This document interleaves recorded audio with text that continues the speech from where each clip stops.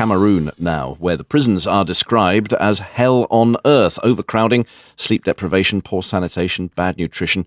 Prisoners often come out in a worse state, if they come out, than they were when they were jailed. Now, one Cameroonian, Christian Achaleke, is trying to improve the life chances of prisoners once they leave by setting up a project called Creative Skills for Peace. He wants to turn prisoners into prison entrepreneurs, prisonpreneurs. Peter Ta went to meet him in Bamenda Central Prison in the northwest of Cameroon. I'm standing here at the Bamenda Central Prison, one of the main prisons in Cameroon. In here, there are close to 900 inmates for a prison which normally should have 500 inmates. The inmates are assembling on their only playground, a small handball pitch which also serves as a football field. A new project called Creative Skills for Peace, I'm told, is behind the excitement among the inmates. We realize that the rate of radicalization is increasing and the rate of recidivism is very high. And so we want to cut this route by providing young violent offenders in prison with an alternative. And this alternative includes vocational skills, branding them and making them heroes, where they are. And that's why we are training them to become entrepreneurs. Christian Achaleke is the national coordinator of Local Youth Corner Cameroon.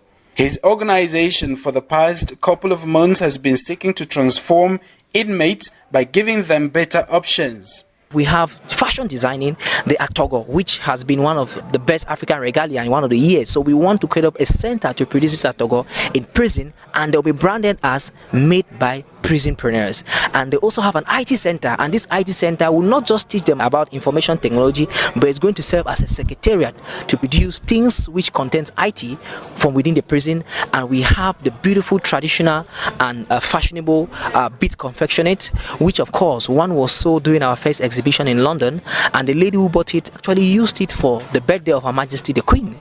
And this is the kind of interest which we find in this, because it is rehabilitating these young people, it is preparing them back into their community, because there's going to be financial benefit to start up their own businesses. From talking with some of the inmates, it's clear they've been greatly impacted by the Creative Skills for Peace project. Michael will soon celebrate his 40th birthday in this prison, where he has spent 11 long years of his life and counting. But he's now found something exciting here. It is very helpful to us, because the way we came to this prison and the face that people outside were looking at us, I believe that we are going to change our mentality, because when we left this place, we don't think we are going to go back to where we were before. Our being here is not a mistake, because outside we're not even having time to sit and learn this thing. One of the inmates involved in the type of traditional fashion designing I've seen here is Jairus. I'm here to know how to make traditional dresses.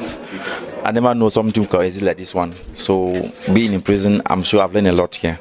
Tell us about the production of these dresses. How long does it normally take to produce one of these? Like this one, it takes 1 week. And then for sale it's about 50,000 francs. As I was outside, I never know something could exist like this one. So for me, I can say I thank God for bringing me to prison here. I've been here for almost 7 years. I was just sitting in prison, lying on my bed, doing nothing. So I was like a lazy man in the prison. But during this one now, I know I'm not a lazy man again, because I know I have something to do. Jairus is very excited about leaving prison in 3 years. Such is the hope and excitement brought about by the Creative Skills for Peace project. That is Peter Ta reporting from Bamenda Central Prison on the project that wants to set up prisonpreneurs.